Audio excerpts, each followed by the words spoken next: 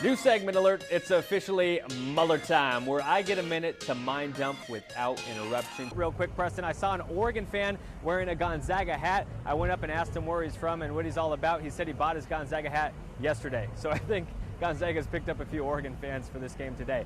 Last night, after Kansas beat Purdue, this area behind me was just a sea of red and blue Kansas fans. I caught an Uber, and my driver, decked out in Kansas gear, told me that Kansas City is often referred to as East Lawrence. This year, they come in with the #1 defense. They win 24-10, so I guess Bear Bryant's famous quote, "Offense sells tickets, while defense wins championships," holds some merit, at least in the Broncos storyline. Marisa Perez and Megan Jimenez, two of the brightest stars on the OSU gymnastics squad that's off to their 42nd straight regionals. This loss will sting for some time, but eventually the Ducks will be able to look back at all they accomplished this season. The 33 wins, the Pac-12 regular season championship, and their first trip to the Final Four in 78 years. Thank you, guys. This area behind me outside of the Honda Center was packed with fans just about a half hour ago, and now as Texas A&M and Oklahoma are underway inside, it's starting to clear out a little bit with Oregon and Duke sitting on deck. So we've got live music, we've got barbecue wafting through the air, and Blazer super fans. One of them joins me right now. It's Lonnie Bear Cub Rogers. How hyped are you for this one? The total point spread in this one is the highest of any game this bowl season, sitting around 79 total points right now, and the TCU defense takes that to heart. They've been beaten up all season long. Only 2 guys have started in every game this season for them, and they feel like they have something to prove come Saturday.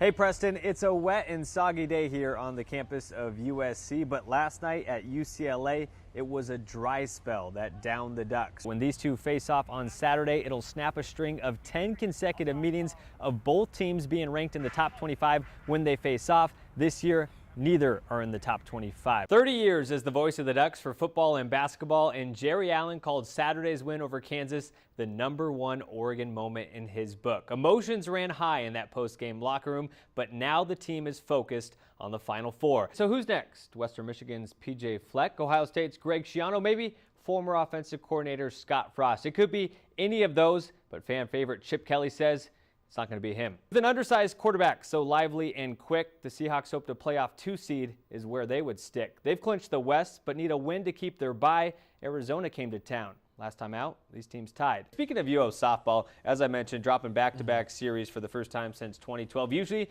that's a death sentence in the Pac-12 because it's so dominant, but the Ducks are still in the pack right now. They're still in the hunt. They're only a couple games out, and they got Arizona coming up this week. They threw about 4 pitchers today. All of them gave up multiple runs. It's unfortunate that they rely so much on Peterson that they were almost forced to throw him out there on Friday when he was under the weather, and now you're lost with a first home sweep since 2011. The Oregon women are headed to the NCAA tournament. Now, it's kind of interesting because I do think they finish with the same record they had last year, which was 20-10. But their RPI is up there. It's hovering around 36 right now. They got that marquee win. That's all they were missing, that marquee win, and they got it in very impressive fashion against UCLA the other night. This team is on a roll right now. They do end the season with Stanford. That's another big one, but I don't even think it matters. I think they can lose to Stanford at home, and I think they're still in to the NCAA tournament. Yeah, it's all because of the addition of pitching coach Jason Dietrich. Well, maybe not. Maybe it's health. Maybe it's maturity. It's probably a mixture of all three. What it really is, though,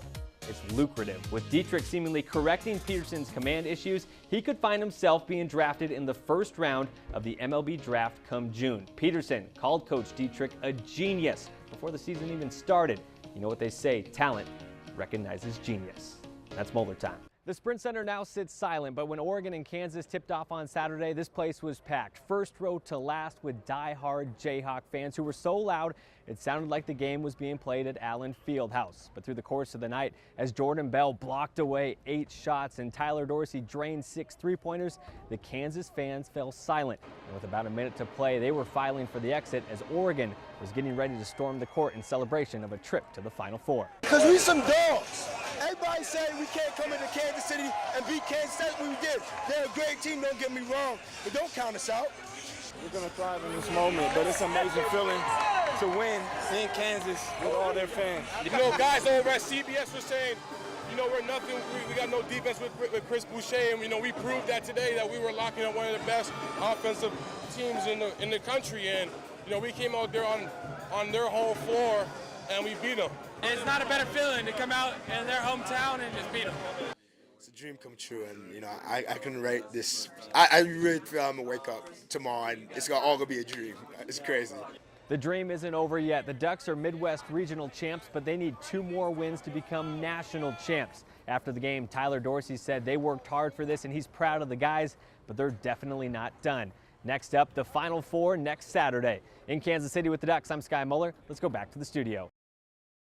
The day has finally come. I'm down at the rink exchange ready for my goalie tryout with the Eugene Generals. A couple preliminary notes for you. It's really early in the morning for me, and conservatively, I've probably been in ice skates about 5 times, but I did grow up watching the Mighty Ducks, so I'm feeling pretty good about this one. Let's get on the gear.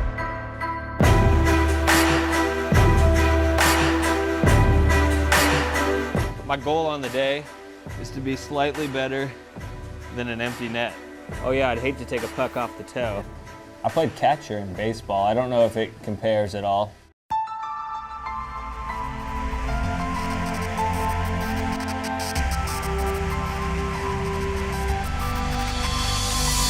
All right, let's go, boys. Woo! All right, where do we start?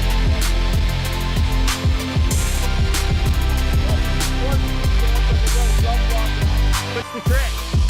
All right. Woo! Oh, and I'm falling over.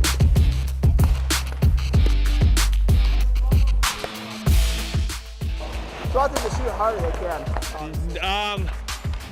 We'll do another round of the slow rate. Where's my water?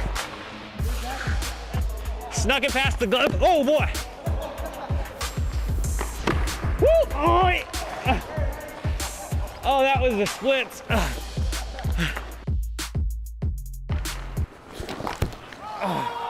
Coach Bombay, he told me to watch the triple deke. Coming in hot. This isn't good.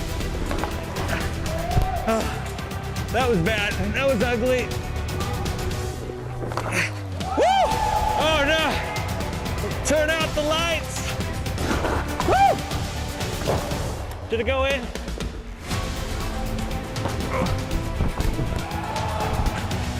Yard sale.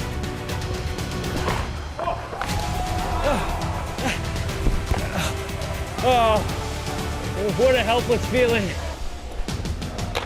Woo! All right, guys, if Pritch ever goes down, you know who to call. Let's get Jens on 3. 1, 2, 3, Jens! That's a wrap. Oh,